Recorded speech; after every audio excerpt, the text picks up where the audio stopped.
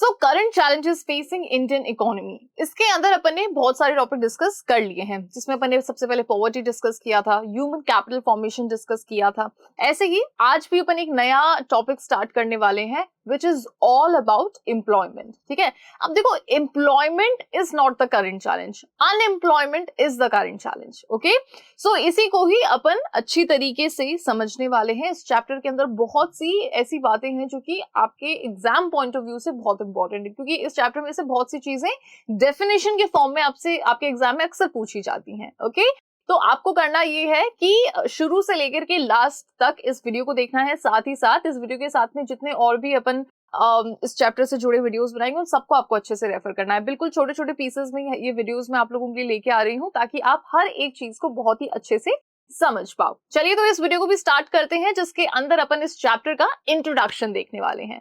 लेकिन उससे पहले अपन आपस में एक दूसरे का इंट्रोडक्शन कर लेते हैं। So hello everyone, this is me Ayushi and I welcome you all to Scoreshala. Alright, तो ये था मेरा इंट्रोडक्शन, आप अपना दे सकते हो कमेंट सेक्शन के अंदर। लेकिन उससे पहले अपन यहाँ पे इस वीडियो को स्टार्ट करते हैं। चलिए, तो यहाँ पे जब जिसके अंदर अपन एम्प्लॉयमेंट को स्टार्ट कर रहे हैं, ठीक है, एम्प्लॉयमेंट के साथ साथ में यहाँ पे देखो कुछ और चीजें भी हैं, जैसे कि ग्रोथ। अब एम्प्लॉयमेंट से ही जुड़ा हुआ है growth, informalisation and other issues. ठीक है, तो यहाँ पे हमारी इकोनॉमी के अंदर अनएम्प्लॉयमेंट यानी कि बेरोजगारी जो है वो बहुत हद तक बढ़ती जा रही है। ठीक है, अब इसके पीछे जो पहला रीजन आपके दिमाग में आता होगा वो क्या होता होगा? मतलब मेरे दिमाग में जो पहला रीजन आता है वो ये है कि भाई क्योंकि पॉपुलेशन बढ़ती जा रही है इसलिए अनएम्प्लॉयमेंट भी बढ़ता जा रहा है, फैसिलिटीज भी बढ़ रही है, नो डाउट। लेकिन जिस रेट से फैसिलिटीज बढ़ रही है उस रेट से आप ये देख लीजिए दुगना या तिगुना मैं कहूंगी कि पॉपुलेशन बढ़ती जा रही है। तो it is very much impossible कि ये जो फैसिलिटीज है वो सबके अंदर डिस्ट्रीब्यूट हो। अब क्योंकि वो सारी फैसिलिटीज सबके अंदर डिस्ट्रीब्यूट नहीं हो पाती हैं, इस वजह से अनएम्प्लॉयमेंट बढ़ता है, और अनएम्प्लॉयमेंट बढ़ने से पॉवर्टी बढ़ती है। तो ये सारी की सारी चीजें आपस में कैसे हैं? इंटरलिंक्ड हैं। Okay, so what is unemployment? सबसे पहली चीज जो कि इस चैप्टर में से आप लोगों से पूछी जा सकती है, that is what do you mean by unemployment? बेरोजगारी क्या होती है? बेरोजगारी एक ऐसी सिचुएशन है, अगर इसको अपन सिंपल सी भाषा में समझे तो ये एक ऐसी सिचुएशन है जिसके अंदर कोई भी व्यक्ति काम करने का इच्छुक है। ठीक है, वो काम करना चाहता है, जो भी वेजेस उसको दो, जो भी आप उसको सैलरी दो, उस सैलरी के अंदर वो काम करना चाह रहा है। लेकिन प्रॉब्लम कहाँ आ रही है? प्रॉब्लम वहां आ रही है जहां पे उसको काम मिल नहीं रहा है। मतलब he is ready to do the work, he is able to do the work, but the problem is that he is not getting the work, उनको काम मिल नहीं रहा है। तो ऐसी सिचुएशन को ही अपन अनएम्प्लॉयमेंट की सिचुएशन कहते हैं। ओके, अब देखो इसकी जो डेफिनेशन, एक बार इसकी तरफ नजर डालिए आप। So unemployment refers to a situation, अब ये एक ऐसी सिचुएशन है when people are willing to work, जब लोग काम करना चाह रहे हैं at the existing wage rate, जो भी वेजेस उनको दिए जा रहे हैं उस वेज रेट पे वो काम करना चाहते हैं, and are able to work, और काम करने के लायक भी हैं। ठीक है, but are not getting the work, लेकिन द प्रॉब्लम इज कि उनको काम मिल नहीं रहा है, they are not getting the work. So this kind of situation is known as unemployment. Alright, now it should be noted that with the emphasis that such people who are not willing to work at the existing wage rate are not considered as unemployed. देखो, अब यहाँ पे एक मतलब दो चीजें होती है। एक वो बात होती है कि भाई जो एक तरफ तो वो लोग हो गए जो कि काम करने के इच्छुक हैं, ठीक है, और उनको काम नहीं मिल रहा है तो वो बेरोजगार है। एक तरफ वो लोग होते हैं जो काम करने के इच्छुक नहीं होते, वो काम करना ही नहीं चाहते। तो जब कोई व्यक्ति काम करना ही नहीं चाहता है तो हम उसको बेरोजगार नहीं कहते हैं। जब कोई काम करना चाहता है और उसे काम नहीं मिल रहा है तो उसको अपन अनएम्प्लॉयड कहते हैं। ठीक है, तो ये एक बहुत ही माइनर सा डिफरेंस है, लेकिन ये जो माइनर सा डिफरेंस है ना, ये अपने आप में सिचुएशन को पूरी पलट के रख देता है। कैसे कि अगर कोई व्यक्ति काम नहीं करना चाह रहा है, भले आप उसको कितनी भी सैलरी दो, उसको कोई फर्क नहीं पड़ता। क्यों? क्योंकि वो काम करना नहीं चाह रहा, तो वो उसको हम अनएम्प्लॉयड में काउंट नहीं करेंगे। ठीक है, अब यहाँ पे अनएम्प्लॉयमेंट क्या होता है कि कोई काम करना चाह रहा है, ठीक है, he is ready to do the work at whatever the wage rates are, but the problem is that he is not getting the work. यहाँ पे समस्या क्या है कि उसको काम मिल नहीं रहा है। तो ये दोनों की सिचुएशन अपने आप में बिल्कुल ही डिफरेंट है। ऑलराइट, चलिए नेक्स्ट अपन यहाँ पे देखते हैं हु इज अ वर्कर। अब वर्कर कौन होता है? तो देखो, हमारे इकोनॉमी के अंदर हर एक सेक्टर के अंदर कुछ ना कुछ प्रोडक्शन किया जाता है, प्रोडक्शन एक्टिविटीज होती है। अब ये जो प्रोडक्शन एक्टिविटीज है ये किसके थ्रू की जा रही है? इन प्रोडक्शन एक्टिविटीज को कौन कर रहा है? तो जो भी इंडिविजुअल इन प्रोडक्शन एक्टिविटीज को कर रहा है वही तो वर्कर है। ठीक है, आज अगर किसी खेत में खेती हो रही है तो वहां पे वर्कर है। किसी इंडस्ट्री के अंदर अगर कोई लेबर लगी हुई है जो कि उस प्रोडक्ट को मैन्युफैक्चरिंग, उस प्रोडक्ट की मैन्युफैक्चरिंग कर रही है या उस प्रोडक्ट के किसी भी काम से जुड़ी हुई है तो वो वर्कर है, ठीक है। टर्शियरी सेक्टर के अंदर इतनी सारी सर्विसेज होती हैं, इतनी सारी चीजें होती हैं, उनसे उन लोग उन सर्विसेज से जुड़े हुए जो जितने भी लोग हैं वो सब कौन है, वो सारे वर्कर हैं, ठीक है। कुछ गवर्नमेंट वर्कर होते हैं, कोई प्राइवेट वर्कर्स होते हैं। तो उस प्रोडक्शन एक्टिविटी से जुड़े हुए जो भी लोग हैं वो सारे के सारे हम क्या कहते हैं उन्हें, हम उन्हें वर्कर्स कहते हैं, ठीक है। So worker is an individual. Worker क्या होते हैं, ये वो इंडिविजुअल होते हैं हु इज एंगेज्ड, जो कि किससे जुड़े हुए हैं, इन सम प्रोडक्शन एक्टिविटी, किसी ना किसी प्रोडक्शन एक्टिविटी से जुड़े हुए हैं, ओके। अ वर्कर और an individual engaged in the production activity contributes to the GDP by rendering his services. तो अब यहाँ पे जो भी वर्कर्स जिस भी प्रोडक्शन एक्टिविटी से जुड़े हुए हैं वो क्या कर रहे हैं, बेसिकली वो हमारे इकोनॉमी का जीडीपी को बढ़ाने में, जीडीपी की ग्रोथ के अंदर वो अपनी हिस्सेदारी दे रहे हैं, वो अपना कॉन्ट्रीब्यूशन दे रहे हैं, okay. So any individual who is engaged in the production activity contributes to the GDP by rendering his services. So अपनी services दे करके वो क्या कर रहे हैं, इकोनॉमी की जो GDP है उसको बढ़ा रहे हैं, ओके, क्लियर। चलिए, बहुत ही आसान सी बात है। इंट्रोडक्शन तो इसका बहुत ही आसान है और जितना आसान इसका इंट्रोडक्शन है उतने ही सारे इसके टॉपिक्स भी हैं। तो आप कुल मिलाकर के ये देख लीजिए कि अगर आप एक बार में लग के बैठ के अगर इस चैप्टर को समझना चाहते हैं तो आप बहुत ही जल्दी इस चैप्टर को समझ सकते हैं, क्योंकि इसमें बिल्कुल टफ जैसी चीज या फिर कोई बहुत ही मेमोरेबल याद रखने वाला लाइक कोई ऐसी चीजें, डेट्स वगैरह, तो ऐसा कुछ भी नहीं है। आप इस पूरे चैप्टर को आप मैं ये कह सकती हूँ कि आप 2 घंटे में भी अच्छे से निपटा सकते हो, ठीक है। लेकिन आपके अंदर क्या होनी चाहिए, डेडिकेशन होनी चाहिए, ओके। फुल कंसंट्रेशन के साथ में एक दिन बैठना, सारे वीडियोस देखना और आपका पूरा का पूरा चैप्टर अच्छे से कवर हो जाएगा, ऑलराइट। तो काफी इजी चैप्टर है। चलिए, now next is self employed and hired workers. अब जैसे नाम से यहाँ पे पता चला, देखो जो वर्कर्स होते हैं ना वो 2 तरीके के होते हैं, ओके। अभी अपन ने ये देख लिया कि वर्कर्स कौन होते हैं, तो अब ये देख रहे हैं कि वर्कर्स 2 तरीके के होते हैं, एक होते हैं सेल्फ एम्प्लॉयड और एक होते हैं हायर्ड। सेल्फ एम्प्लॉयड कौन होते हैं, नाम से ही पता चल रहा है, सेल्फ एम्प्लॉयड जिनका खुद का बिजनेस होता है, जो अपने खुद के किसी ना किसी काम में व्यस्त रहते हैं, अपने खुद के प्रोडक्शन में लगे हुए होते हैं, ठीक है। जैसे बहुत से लोग हैं जो अपना खुद का बिजनेस सेटअप करते हैं, तो दे आर सेल्फ एम्प्लॉयड। फिर उसके बाद हायर्ड। हायर्ड वर्कर्स कौन होते हैं, तो ये वो वर्कर्स होते हैं जो कि किसी के अंडर में वर्क करते हैं, ठीक है। बहुत से ऐसे लोग हैं जो किसी ना किसी प्राइवेट इंडस्ट्री के अंडर में जॉब करते हैं, ठीक है। तो वो लोग कौन है, वो हायर्ड वर्कर्स हैं। अब जिनकी प्राइवेट वो इंडस्ट्री है वो कौन हो गए, वो सेल्फ एम्प्लॉयड हो गए, ठीक है। जिनका खुद का बिजनेस होता है वो सेल्फ एम्प्लॉयड होते हैं, जो किसी के अंडर में वर्क करते हैं वो हायर्ड हो गए, ठीक है। तो ये बड़ा ही आसान सा इन दोनों के बीच में डिफरेंस है, अपन एक एक करके समझते हैं इन दोनों को ही। तो सबसे पहले सेल्फ एम्प्लॉयड वर्कर्स की बारी है। So these are those workers who are engaged in their own business और ओन प्रोफेशन। अब ये वो वर्कर्स होते हैं जो खुद के ही बिजनेस में या फिर खुद के ही प्रोफेशन में लगे हुए होते हैं, जुड़े हुए होते हैं, ओके। जैसे कि एग्जाम्पल भी देख लो यहाँ पे, a farmer working on his own farm, कोई किसान है वो खुद के खेत पे काम कर रहा है, और an entrepreneur working in his own factory, या फिर कोई ऐसा एंटरप्रेन्योर है जो कि वो खुद की ही फैक्ट्री में काम कर रहा है, तो इसको भी अपन क्या कहेंगे, सेल्फ एम्प्लॉयड वर्कर्स कहेंगे, ठीक है। हायर्ड वर्कर्स, तो हायर्ड वर्कर्स में मैं आपको बता चुकी हूँ। सो ये वो वर्कर्स होते हैं हु वर्क फॉर अदर, जो कि किसी दूसरों के लिए काम करते हैं, हु वर्क फॉर अदर, ठीक है। तो हायर्ड वर्कर्स वो वर्कर्स होते हैं जो कि दूसरों के अंडर में काम करते हैं। दे रेंडर देयर सर्विसेज, ये अपनी सर्विसेज देते हैं to others and as a reward get wages salaries, और बदले में इनको क्या मिलता है, या तो वेजेस मिलते हैं या फिर सैलरीज मिलती हैं, ठीक है। अब जैसे मैं आप लोगों को यहाँ पे पढ़ा रही हूँ, तो जिस फर्म के साथ में मैं जुड़ी हुई हूँ तो मैं इनके लिए क्या हूँ, मैं इनकी हायर्ड वर्कर हूँ, ठीक है। तो मैं जो अपनी सर्विसेज दे रही हूँ तो ये मुझे पे करते हैं। तो ऐसे ही सेम इसी तरीके से और भी बहुत से ऐसे हायर्ड वर्कर्स होते हैं, जैसे बहुत से वर्कर्स गवर्नमेंट के हायर्ड वर्कर्स होते हैं जो गवर्नमेंट इंस्टीट्यूशन में, गवर्नमेंट ऑफिस में काम करते हैं, बदले में उनको क्या मिलती है, सैलरी मिलती है, ठीक है। अगर सपोज ये वाला, ये जैसे मैं आपको पढ़ा रही हूँ, अगर ये मेरा खुद का ही बिजनेस है, ठीक है, तो मैं यहाँ पे क्या हो जाऊंगी, मैं यहाँ पे सेल्फ एम्प्लॉयड वर्कर हो जाऊंगी, ठीक है, क्योंकि मेरा ही बिजनेस है और मैं खुद यहाँ पे आकर के पढ़ा रही हूँ, ऑलराइट। तो दोनों के बीच का जो डिफरेंस है वो बड़ा ही आसान सा है और ये आपको ध्यान रखना है, ऑलराइट। और may be they paid in kind, for example a proofreader working in a publication house और a teacher working in a school. तो जो टीचर्स होते हैं जो स्कूल में काम करते हैं तो वो हायर्ड वर्कर्स हो जा रहे हैं, ठीक है। तो इस तरीके के बहुत से एग्जाम्पल्स हैं। तो जो भी वर्कर्स हैं वो आपके 2 पार्ट्स में डिवाइडेड हैं, आधे होते हैं सेल्फ एम्प्लॉयड वर्कर्स और आधे होते हैं हायर्ड वर्कर्स। डन।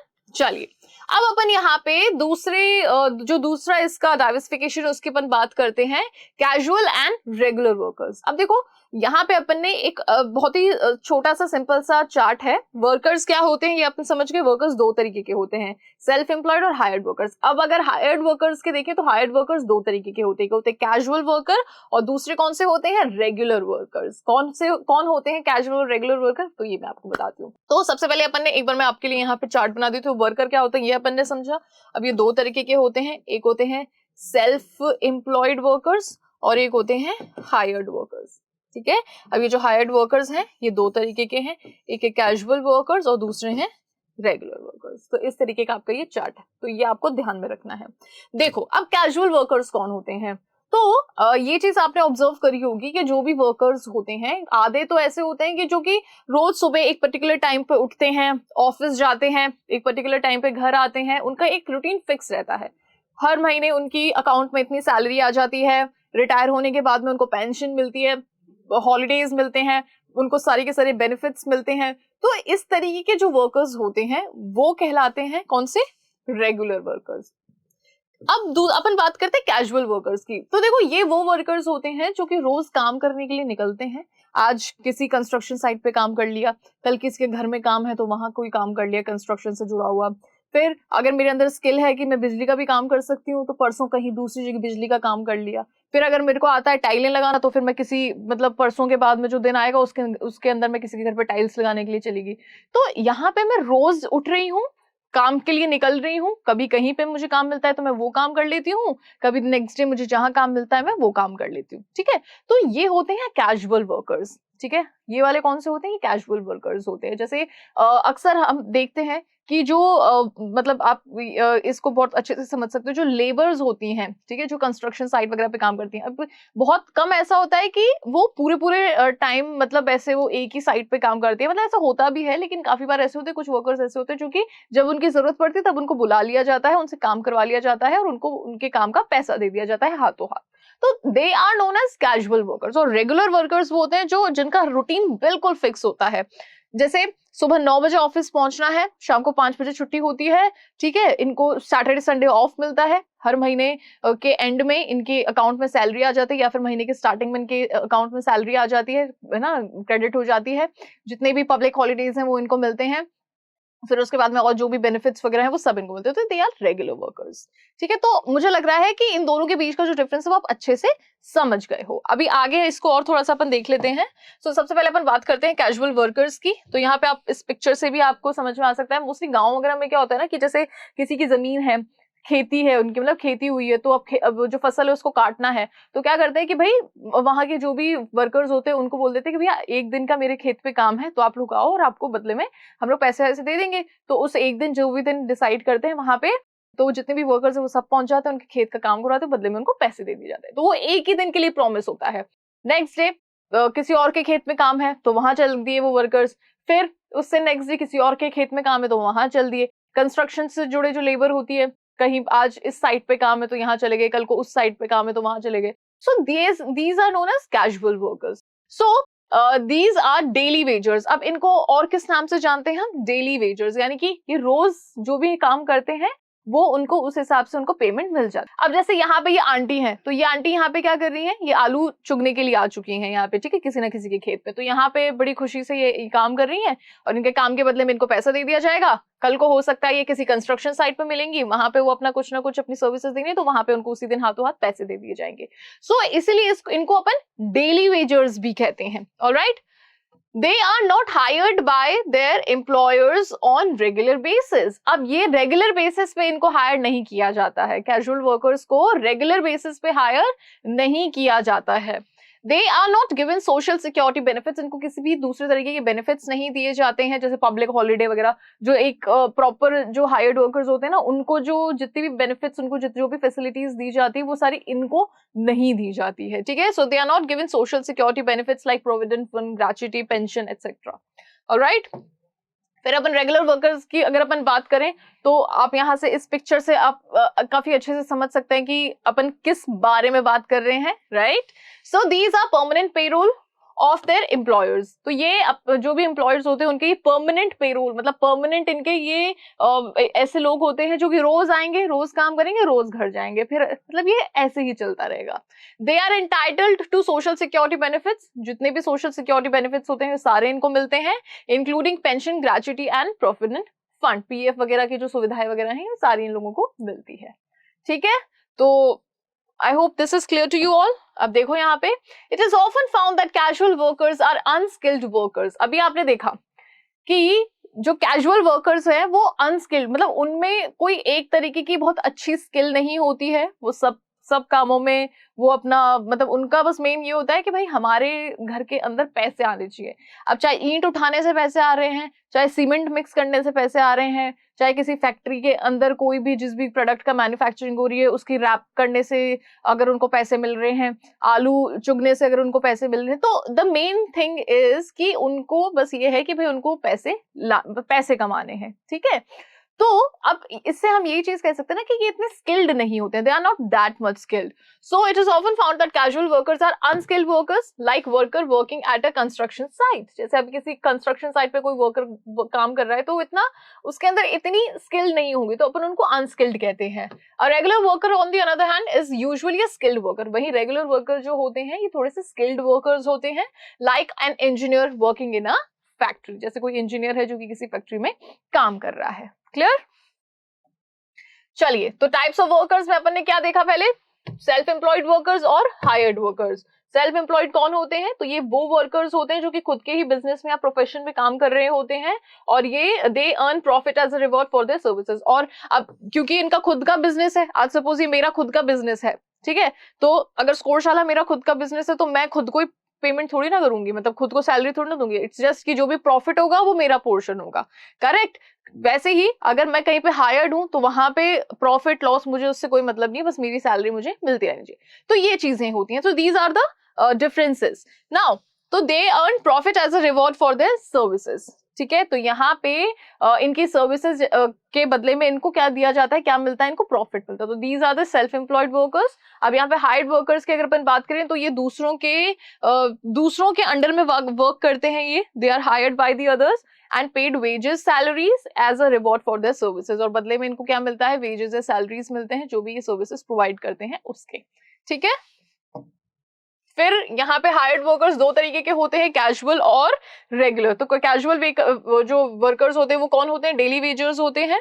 ठीक है, not on permanent role of the employer, ये परमानेंट नहीं होते हैं, and not entitled for social security benefits, और किसी भी तरीके की जो सोशल सिक्योरिटी वो इनको नहीं दी जाती है। से वही ये परमानेंट होते हैं इनके एम्प्लॉयर के, और इनको जितने भी सोशल सिक्योरिटी बेनिफिट्स जो होते हैं वो सारे के सारे इनको मिलते हैं। क्लियर? तो मुझे ऐसा लगता है कि अभी तक जिन भी चीजों के बारे में अपन ने बात करी वो सारी आपको दिमाग में बिल्कुल अच्छे से फिट हो गई होगी। ठीक है, तो बस ऐसे ही अपन आगे पढ़ते रहेंगे। और राइट, अब अपना जो नेक्स्ट टॉपिक है वो स्टार्ट कर लेते हैं। Labour supply, labour force and work force, ये तीन ऐसी चीजें हैं जो कि मोस्टली आप लोगों से पूछी जाती हैं। ठीक है, अब या तो किसी क्वेश्चन के फॉर्म में पूछ लिया जाएगा आपसे, ठीक है, डेफिनेशन के फॉर्म में आपसे पूछ लिया जाएगा, डिफरेंस के फॉर्म में पूछ लिया जाएगा, लेबर सप्लाई क्या होता है, तो ये सारी चीजें आप लोगों से पूछी जाती। तो इसके लिए बस आप इंडिविजुअली इनको अच्छे से समझो, फिर तीनों को कंपेयर कर लेना और you are good to go. ठीक है, चलिए, तो लेबर सप्लाई की पहले अपन बात करते हैं। तो labour supply and labour force are different concepts. अब देखो, लेबर सप्लाई और लेबर फोर्स ये दोनों ही बहुत ही डिफरेंट कॉन्सेप्ट हैं। ठीक है, बिल्कुल ये मत समझना कि लेबर फोर्स और लेबर सप्लाई दोनों एक ही बातें हैं, बिल्कुल भी नहीं। नाउ, लेबर सप्लाई क्या है इसको पहले अपन देख लेते हैं। So it refers to the amount of labour that the workers are willing to offer corresponding to a particular wage rate. So देखो, एक पर्टिकुलर वेज रेट पे सपोज करो कि ₹500 ये एक वेज रेट है।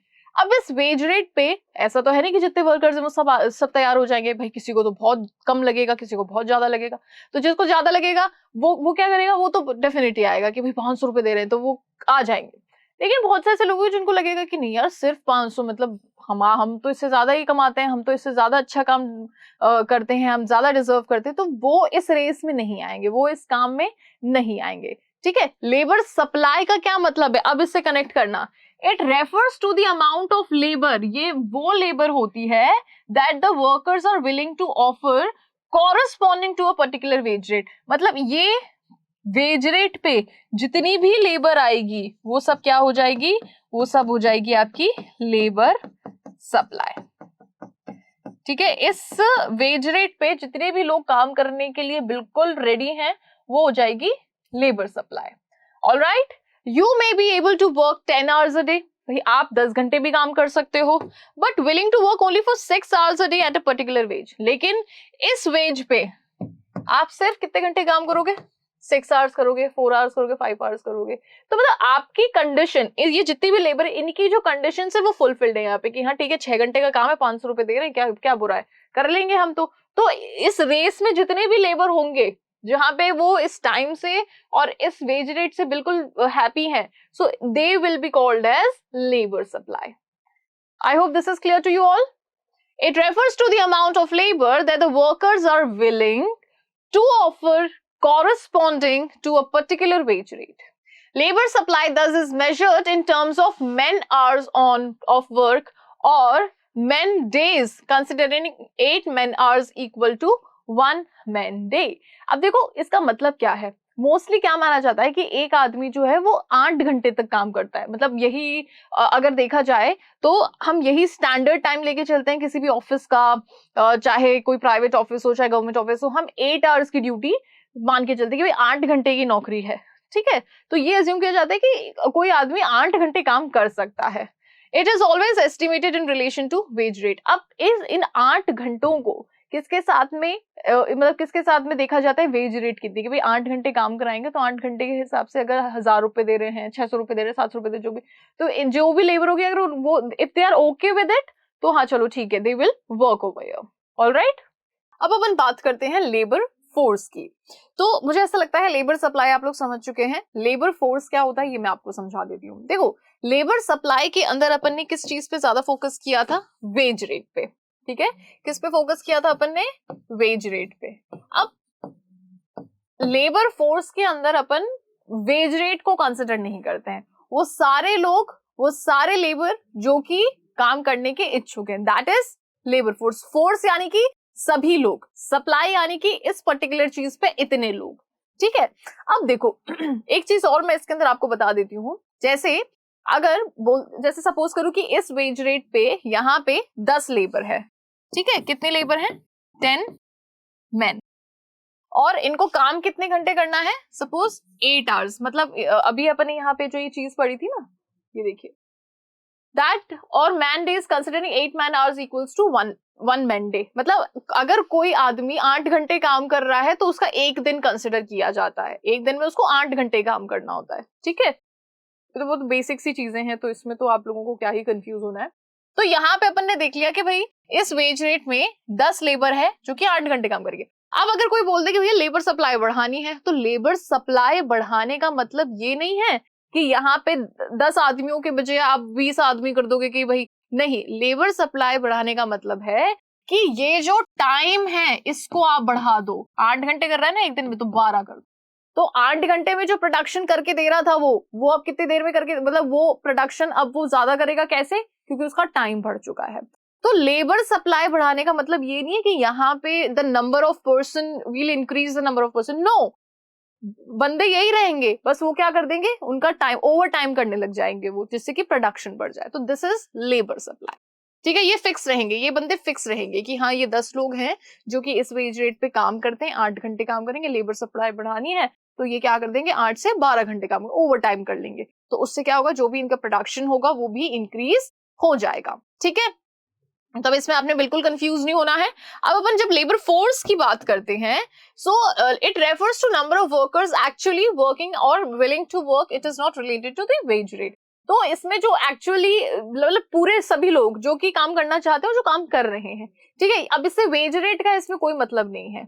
अब एक बार इनके दोनों के बीच का डिफरेंस भी देख लेते हैं, एक है लेबर सप्लाई और एक है labour force. So it refers to supply of labour corresponding to different wage rates. तो मतलब अलग अलग वेज रेट्स पे, अलग अलग वेजेस पे कितने ऐसे लेबर हैं जो कि कौन से क्राइटेरिया में फिट होते हैं, है ना, 8 आवर्स के लिए, 6 आवर्स के लिए, तो they are, that is what you call labour supply. Supply of labour is measured in the terms of man days of work. मतलब एक मतलब यहाँ पे मेन डेज ऑफ वर्क का मतलब है कि एक आदमी कितने घंटे काम कर रहा है, 6 घंटे काम कर रहा है, 8 घंटे काम कर रहा है, वो स्टैंडर्ड टाइम क्या है, तो अपन तो मोस्टली 8 आवर्स का ही स्टैंडर्ड टाइम अज्यूम करके चलते हैं। सो ये जो लेबर सप्लाई है ये अपन मेजर कैसे करते हैं, in terms of man days of work and is always related to the wage rate, और ये हमेशा वेज रेट से जुड़ा हुआ होता है, रिलेटेड होता है। लेबर फोर्स क्या है, so it refers to the number of person actually working और willing to work, it is not related to the wage rate. तो बस यहाँ पे अपन वेज रेट और जो यहाँ पे अपन मेन डेज ऑफ वर्क है उसको अपन कंसिडर नहीं करते। It's a whole concept, labour force is the whole concept, और ये एक अपन एक मतलब यहाँ पे अपन एक क्राइटेरिया सेट कर दिया है। ठीक है, मुझे लगता है अच्छे से समझ में आ गया labour supply and labour force.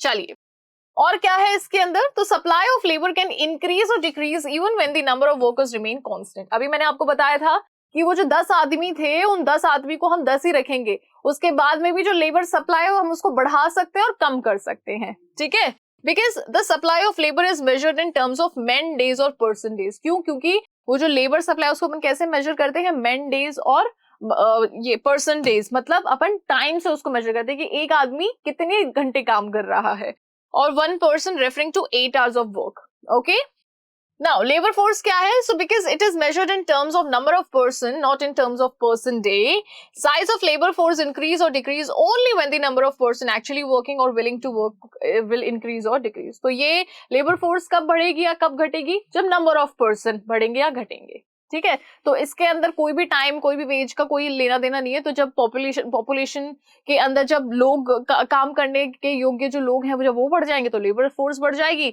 जो पॉपुलेशन के अंदर काम करने के इच्छुक जो लोग हैं वो जब कम हो जाएंगे तो लेबर फोर्स कम हो जाएगी। तो it's the like easiest concept, और इसके अंदर भी बस आपको वो टाइम का और वेज रेट को दोनों को याद रखना है, और फिर this will also considered as very easy. और इसके अंदर क्या है कि इसके अंदर भी बस आपको लेबर टाइम और जो वेज रेट्स है बस वो आपको ध्यान रखना है, and this will also going to be easy for you. Alright, चलिए नाउ अब अपन बात करते हैं वर्क फोर्स की। देखो शुरू में ये चीज बोला था कि लेबर सप्लाई और लेबर फोर्स दोनों एक चीज नहीं है, तो वो दोनों चीज एक नहीं है। क्यों नहीं है, वो जो माइनर सी जो डिफरेंस है ना वो मुझे लगता है आपको समझ में आ गया होगा। वर्क फोर्स क्या होता है, so it refers to the number of person actually working and does not account for those who are willing to work but not working. तो टोटल पॉपुलेशन में से कितने ऐसे लोग हैं जो कि करना मतलब काम करने के योग्य हैं, कितने ऐसे हैं जो कि नहीं काम करते। तो टोटल पॉपुलेशन सपोज अगर 100 की है, 100 में से अगर 80 लोग काम कर रहे हैं, तो इस तरीके से आप वर्क फोर्स निकाल सकते हो। ठीक है, सो वर्क फोर्स अपन कैसे निकाल लेते हैं, देखो labour force minus number of person not working but are willing to work. Labour force आपको पता चल गया कि वो लेबर फोर्स कौन होते हैं, total number of persons who are working and willing to work. Okay, that is labour force. Number of minus number of person not working but are willing to work. जैसे suppose करो कि total कितना है, 100 है, 100 में से 80 अपन मान के चल लेते हैं क्या, लेबर फोर्स। ठीक है, अब इन दोनों को जब अपन माइनस कर देंगे तो ये अपने पास में क्या निकल के आ गया, number of person not working but are willing to work. ये वो लोग हैं जो कि काम करना चाहते हैं लेकिन काम नहीं करते हैं। ओके, सो बहुत ही आसान सी बातें हैं, बस आपको थोड़ा सा दिमाग में बिठाना है। और इन मतलब नाम से रिलेट किया करो किसी भी चीज को ना, जब अपन नाम से रिलेट करते हैं तो अपन लंबे समय तक उसको ध्यान रख पाते हैं कि लेबर सप्लाई क्या है, तो पर्टिकुलर वेज रेट पे और ये इन आवर्स के अंदर जितने लोग काम करने के इच्छुक है वो लेबर सप्लाई। लेबर फोर्स क्या है, तो जितने लोग भी काम करने के योग्य हैं और काम करना चाहते हैं, they are willing and they want to work, वो लेबर फोर्स हो गई। मतलब सारे लोग यहाँ पे वेज रेट और कोई सेंस ही नहीं है। और वर्क फोर्स क्या हो गई, तो टोटल पॉपुलेशन में से उन लोगों को आप हटा दो जो काम करना चाहते हैं लेकिन उन्हें काम मिल नहीं रहा है, और उन लोगों को एक तरफ कर दो जो काम करना चाहते हैं उन्हें काम मिल रहा है। तो इन दोनों का जो डिफरेंस होगा वो आपका, मतलब इन दोनों को जब आप माइनस कर दोगे तो आपका वर्क फोर्स निकल के आ जाएगा। ठीक है, चलिए this brings us to the estimation of unemployment, number of persons unemployed as under number of person unemployed is equals to labor force minus workforce। तो जब भी आपको number of person unemployed अगर आपको निकालना है कि कितने ऐसे लोग हैं जो कि बेरोजगार हैं, तो वो आप कैसे निकालोगे, total labour force minus work force. Labour force में से आप वर्क फोर्स माइनस कर दो, आपके पास में अनएम्प्लॉयमेंट मतलब अनएम्प्लॉयड लोग कितने हैं ये आपके पास में निकल के आ जाएगा। Okay, Related to this are the concepts of rate or of rate of unemployment and participation rate. These are estimated as under. So rate of unemployment. Rate of unemployment कैसे निकालते हैं अपन? Number of person unemployed upon size of labor force into 100. Participation rate कैसे निकालते हैं? So total population और ऊपर क्या आ जाता है? Total workforce into 100. It refers to the percentage of population actually working. तो जो it's basically it's number of people who are actually working. Okay, so that is participation rate. Clear? तो ये सारी छोटी छोटी चीजें हैं जो कि आपको ध्यान रखनी है. Okay, इनके फॉर्मूलेज आपको ध्यान रखने हैं. चलिए, तो इस चैप्टर का जो इंट्रोडक्शन है वो कंप्लीट होता है यहाँ पे. ओके, जो थोड़ा सा मुझे ऐसा लगता है जहाँ पे आपको तकलीफ हो सकती है इस वीडियो के अंदर, वो है आपका labour supply, labour force and work force. इन तीनों को आपने अच्छे से समझ लिया तो मुझे लगता है फर्स्ट वीडियो आप लोगों के लिए बहुत ही आसान है ना. बाकी पहले वाली चीजें तो बहुत ही इजी थी, बस आपको ये करना है कि थोड़ा सा चीजों को ना ऐसे कनेक्ट करके समझा करो, वो जो उसकी टर्म्स होती हैं उससे रिलेट करके समझा करो, तब आप अच्छे से उसको याद रख पाओगे. क्लियर? तो आपको वीडियो कैसा लगा जल्दी से बताना मुझे कमेंट सेक्शन में. अगर अच्छा लगा है तो वीडियो को लाइक करो, चैनल को सब्सक्राइब करो, शेयर करो और बेल आइकन को प्रेस करो. Thank you so much.